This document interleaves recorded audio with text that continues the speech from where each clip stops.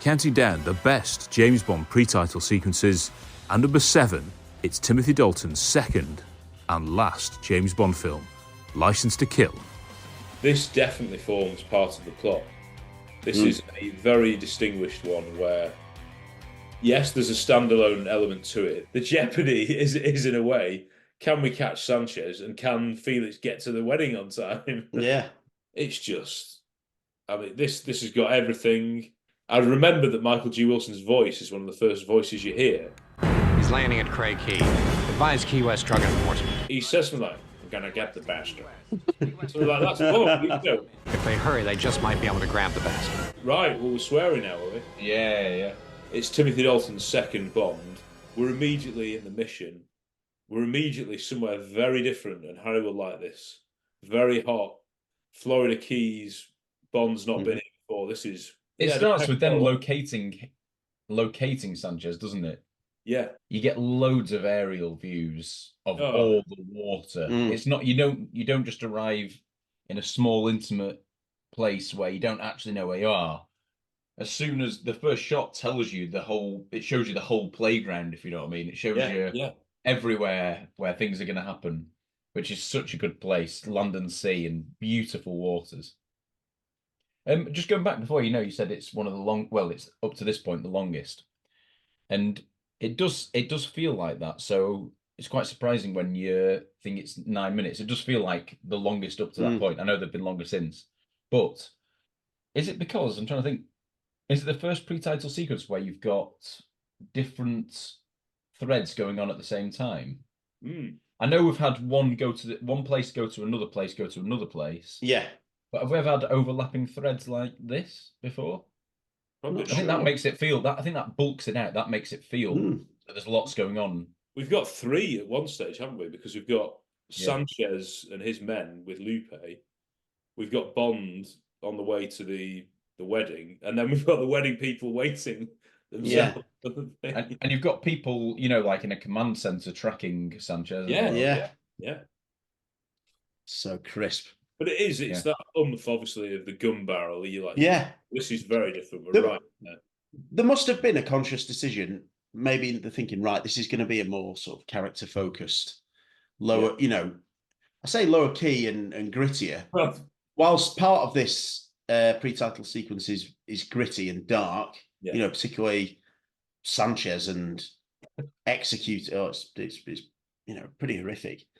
Lots of this is light-hearted stuff, particularly any reference to the wedding and all that, and Sharky's performance, and Della's father and all that. He got so many laughs at the Prince Charles. Yeah.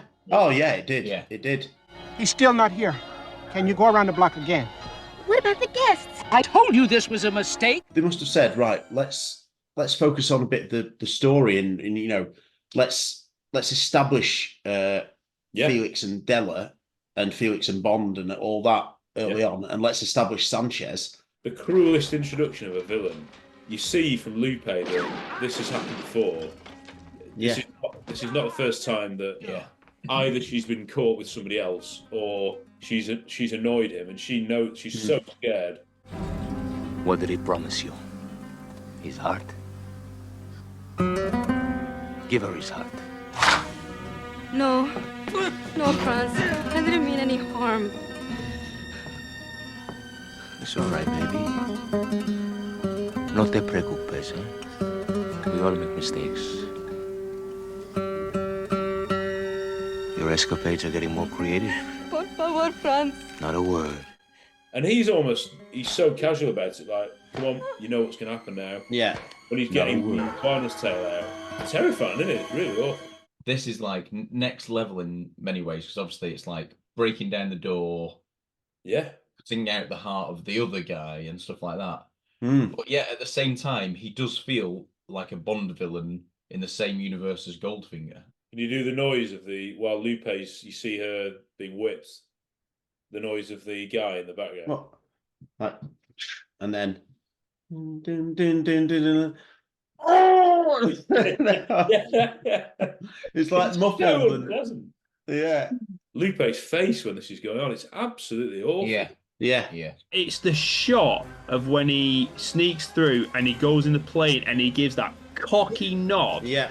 to, and that there is what makes Sanchez, because we all know that Sanchez is lethal. We know he's probably the most deadly, most brutal out of all the Bond villains in terms of like what he would do to someone, and yet he's got charm and charisma. The way that Sanchez is introduced is really, horrifying, and it's shot beautifully. He comes in and you've got the henchman, but then it's clear the figure that you're supposed to be focusing on, but he's behind like the mosquito net or whatever it is, that's around the bed, and then it reveals him. But then, so he's absolutely terrifying in that. But then, as John says, within the same opening sequence, he has that sort of charm and arrogance, and you want to see more of him, don't you? So that in fact that bit with the wave, that's another little mini stunt, which is because Sanchez, he's not a pilot. He's getting his hands dirty. He's the way it scrapes the runway. If that wasn't, because he's not a skilled pilot. I presume that's what it's. If that's intentional, another really dangerous. But he's a cavalier, isn't he? He's doing what it takes. Yeah, and he rides his luck, as in like he knows that he's got luck on his side. He has done up to this point. That's the way the tip of the wing scrapes is just those little extras, just wonderful extra. Thoughts on them? I mean, I'm pretty sure it's going to be positive, but a slow motion of them when, I mean, it's classic Cayman. We did think it was funny at the time, didn't we? Don't know why it's there, and with that music, but my word, it's good.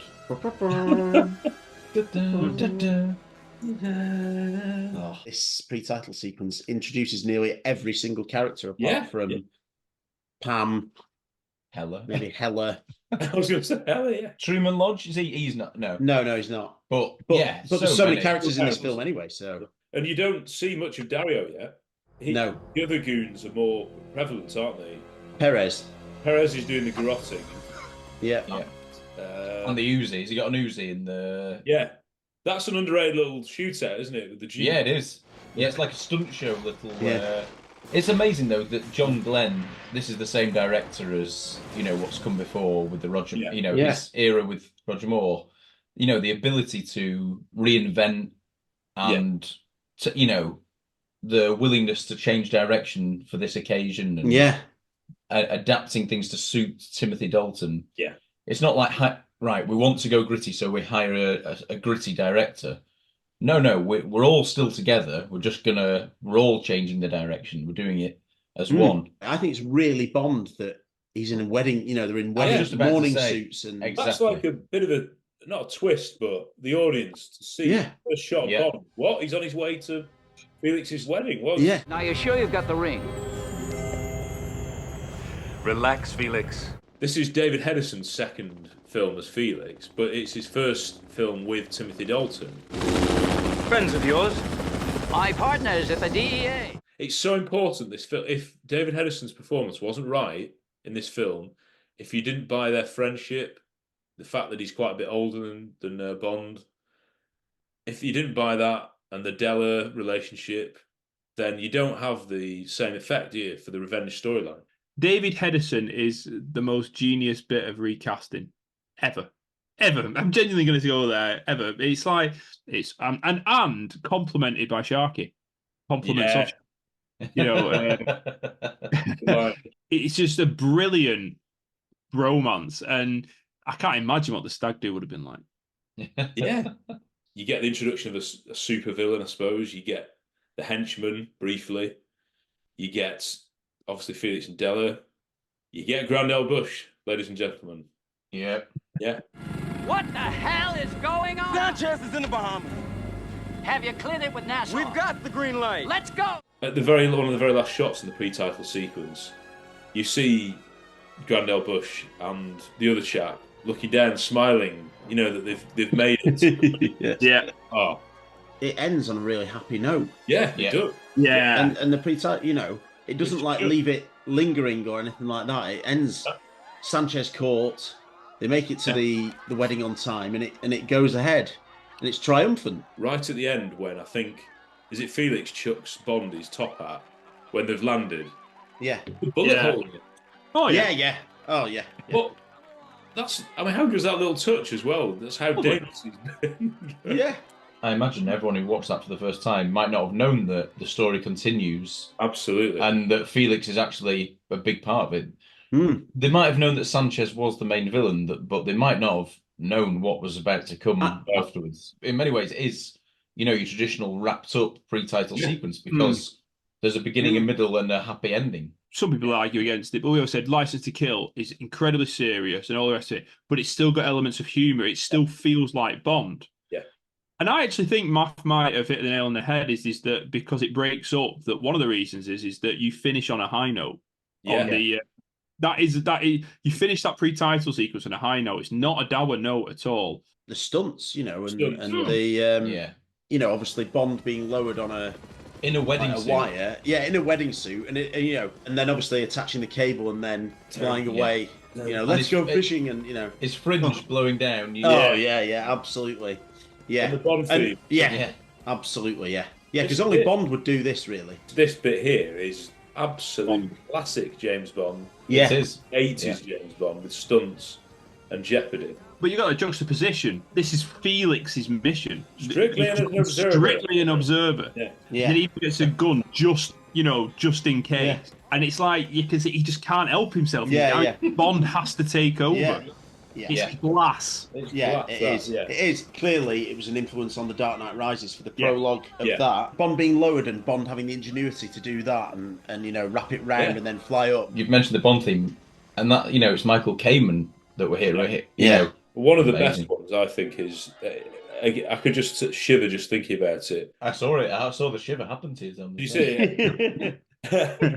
After they've hooked Sanchez on the plane there, when they're going to parachute down, that shot, out, and you hear the woo,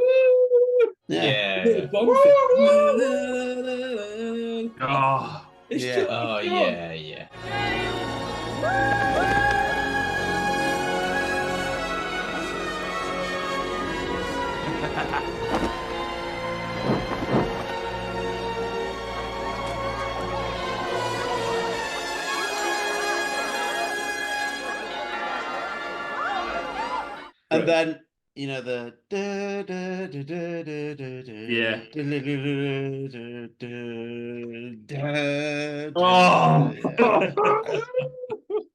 with a camera shot, like someone's taking a visual of the wedding shot, and then it comes out. It's brilliant.